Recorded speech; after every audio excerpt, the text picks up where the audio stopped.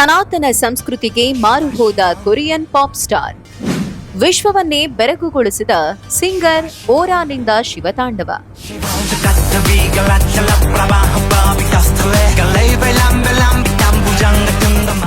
ಭಾರತದ ಸನಾತನ ಧರ್ಮ ಮತ್ತು ಸಂಸ್ಕೃತಿಯ ಸೆಳೆತ ಅದೆಂಥದ್ದು ಅಂದ್ರೆ ಸಮುದ್ರದಾಚೆಗಿನ ದೇಶಗಳನ್ನೂ ಇದು ಬಿಟ್ಟಿಲ್ಲ. ಇಸ್ರೇಲ್, ಇರಾನ್, ಇಂಗ್ಲೆಂಡ್, ಅಮೆರಿಕ ಸೇರಿ ಹಲವಾರು ದೇಶಗಳಲ್ಲಿ ಸನಾತನದ ಆರಾಧಕರು ಹೆಚ್ಚಾಗ್ತಾ ಇದ್ದಾರೆ. ಈಗ ದಕ್ಷಿಣ ಕೊರಿಯಾದ ಖ್ಯಾತ ಕೆ-ಪಾಪ್ ಗಾಯಕ ಓರಾ ಕೂಡ ಶಿವತಾಂಡವ ಸ್ತೋತ್ರದ ಮೂಲಕ ಇಡೀ ವಿಶ್ವವನ್ನೇ ಬೆರಗುಗೊಳಿಸಿದ್ದಾರೆ. ಈ ಹಾಡಿನ ಮೂಲಕ ತಮಗಿರುವ ಸನಾತನ ಪ್ರೇಮವನ್ನು ಹೆಮ್ಮೆಯಿಂದ ಪ್ರದರ್ಶಿಸಿದ್ದಾರೆ.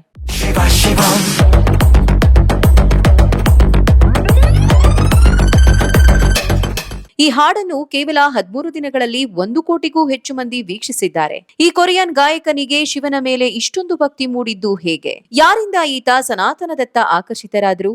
ಅದರ ಕಂಪ್ಲೀಟ್ ಡೀಟೇಲ್ಸ್ ಇಲ್ಲಿದೆ. ಶಿವತಾಂಡವ ಸ್ತೋತ್ರದ ವೈಭವ.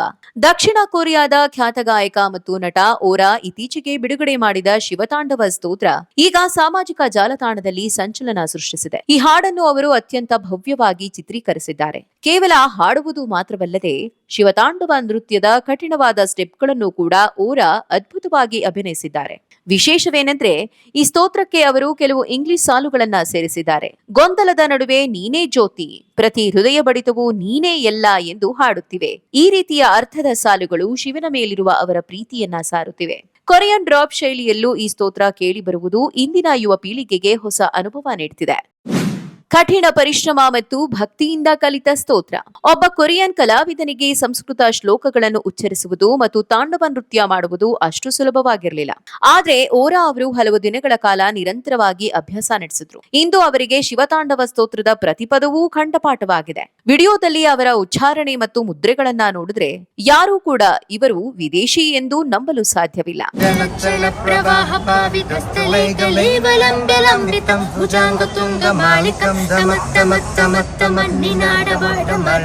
ಚಕಾರ ಚಂಡ ತಾಂಡವಂ ತನೂಟಿನ ಶಿವ ಶಿವಂ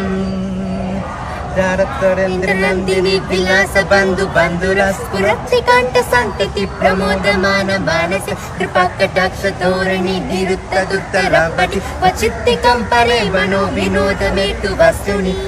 ಓಂ ನಮಃ ಶಿವಾಯ, ಓಂ ನಮಃ ಶಿವಾಯ.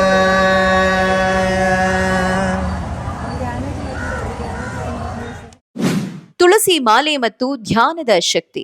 ಓರಾ ಕೇವಲ ಹಾಡಿಗಷ್ಟೇ ಸೀಮಿತವಾಗಿಲ್ಲ. ಇತ್ತೀಚೆಗೆ ಕೊರಿಯನ್ ಟಿವಿ ವಾಹಿನಿಗೆ ನೀಡಿದ ಸಂದರ್ಶನದಲ್ಲಿ ಅವರು ತಮ್ಮ ಬದಲಾದ ಜೀವನದ ಬಗ್ಗೆ ಕೆಲವು ಸಂಗತಿಗಳನ್ನ ಹಂಚಿಕೊಂಡಿದ್ದಾರೆ. ಭಾರತಕ್ಕೆ ಬಂದ ಮೇಲೆ ನನ್ನ ಜೀವನ ಸಂಪೂರ್ಣ ಬದಲಾಗಿದೆ ಎನ್ನುತ್ತಾರೆ ಓರಾ. ಅವರು ಸದಾ ತುಳಸಿ ಮಾಲೆಯನ್ನ ತಮ್ಮೊಂದಿಗೆ ಇಟ್ಟುಕೊಳ್ಳುತ್ತಾರೆ. ವಿಮಾನದಲ್ಲಿ ಪ್ರಯಾಣಿಸುವಾಗ ಅಥವಾ ಆತಂಕವಾದಾಗ ಶಿವನ ಧ್ಯಾನ ಮಾಡೋದ್ರಿಂದ ತಮಗೆ ಶಾಂತಿ ಸಿಗುತ್ತೆ ಅಂತ ಅವರು ಹೆಮ್ಮೆಯಿಂದ ಹೇಳಿಕೊಂಡಿದ್ದಾರೆ. ನಮಸ್ತೆ, ವಣಕಂ, ನಮಸ್ಕಾರ.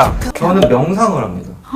이게 투시말라라는 건데 제가 메디테이션 때도 사용하고 약간 좀 불안할 때 약간 이렇게 스님처럼 그러면 이렇게 마음이 안정이 되더라고요.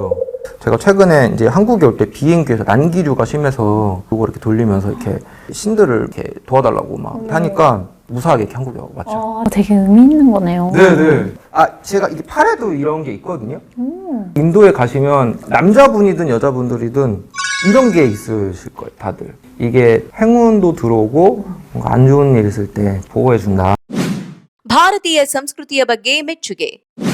ಭಾರತದಲ್ಲಿ ಪ್ರತಿದಿನವೂ ಹಬ್ಬವೇ ಅಂತಾರೆ ಓರಾ.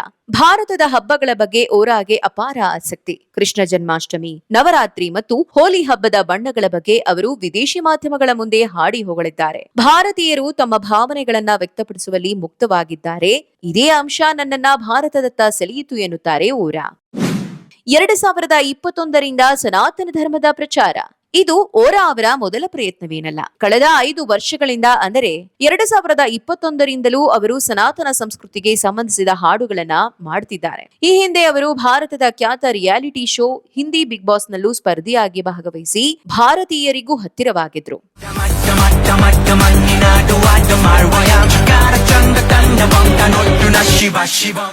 ಒಟ್ಟಿನಲ್ಲಿ ಭಾಷೆ ಮತ್ತು ದೇಶದ ಗಡಿಗಳನ್ನು ಮೀರಿ ಸನಾತನ ಧರ್ಮದ ಸಾರ ಹರಡುತ್ತಿದೆ ಎಂಬುದಕ್ಕೆ ಗಾಯಕ ಓರಾ ಅವರೇ ಸಾಕ್ಷಿ.